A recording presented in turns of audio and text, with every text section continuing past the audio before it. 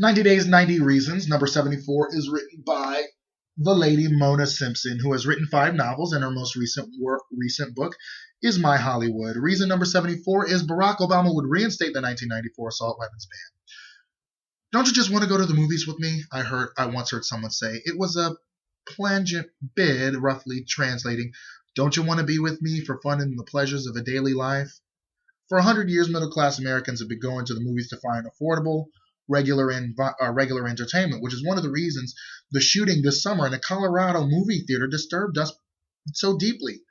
At a midnight, sold-out showing of The Dark Knight Rises during the first week of the movie's general release, many young people attended in costumes as they had a few years earlier at the midnight release of the Harry Potter books.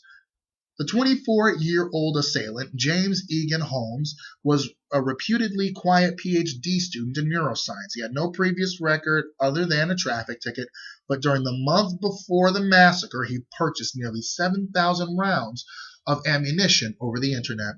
Holmes bought his ammunition to the theater, where he used a pump-action 12-gauge shotgun, at least one .40-caliber semi-automatic pistol, an AR-15 rifle to fire into the crowd.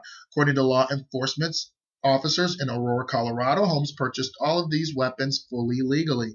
In fact, James Dow pointed out in the New York Times the 3 types of weapon he used are the most popular guns available in multi-billion-dollar American firearms market. Weapons like the AR-15, a semi-automatic variation of the military M16 rifle, the signature weapon of the Vietnam War, nicknamed the Barbie doll for men because of its many parts and accessories, were restricted for 10 years under 1994 rule known as the assault weapons ban. But the law expired in 2004.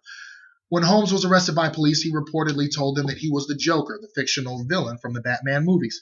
The claim seemed to harken back to the perennial discussion of the insanity defense. Does he think he's shooting you for a good reason, or does he think he's shooting at you because you're a banana? We can reasonably assume the young man to have been mentally ill is another part of the horror of that summer night, which ended up with 58 people wounded and 12 dead. We find ourselves left holding a tragedy in which there is no precise culprit. To a civilian, it looks simple. Mental illness plus guns equals this. Whether we as a culture have more mental illness than ought to be expected, and if so, are questions that beg to be addressed. But in the meantime, we have to admit that we have many, many guns in American civilian life, a place where there is little need for them. As of August, there were 129,817 licensed firearms dealers in the U.S., compared to 14,098 McDonald's and 36,569 grocery stores. According to the Bureau of Alcohol, Tobacco, and Firearms and Explosives, there were over 5 million new firearms manufactured last year. 95% of those firearms were made for the United States market, and an additional 3.25 million weapons were imported to the U.S. And remember, those numbers represent just 1 year of guns. Guns don't go away. Unlike your laptop, they don't depend on software that renders them quickly obsolete. Since 1998, the National Instant Criminal Background System has run more than 151 million NICS checks for firearm purchases. This is an old problem. It's a problem that insidiously affects our quality of life, and also one many sane politicians are terrified to address. This issue is completely stuck in the mud, says Jason Paul, a young political strategist. The occasional big-ticket shootings get terrible attention, and everyone feels bad about them, but they're admittedly rare. The problem is the states. To get any bill passed, you need 60 votes in the Senate. The rural states don't want gun control, and they aren't concerned about urban violence. In 2000, Al Gore lost Arkansas, Texas, and West Virginia because of guns. There's a mythology that if you take on guns, you lose. It's difficult to know whether the NRA has the power to hobble a political career or whether politicians just think it does. James Johnson, the Baltimore County, Maryland police chief, joined other law enforcement at the National Press Club to declare that a high-capacity magazine like the one used in Aurora simply has no place in civilian hands. It is ridiculous to argue that hunters or civilians who own weapons for self-defense need a 100-round drum magazine.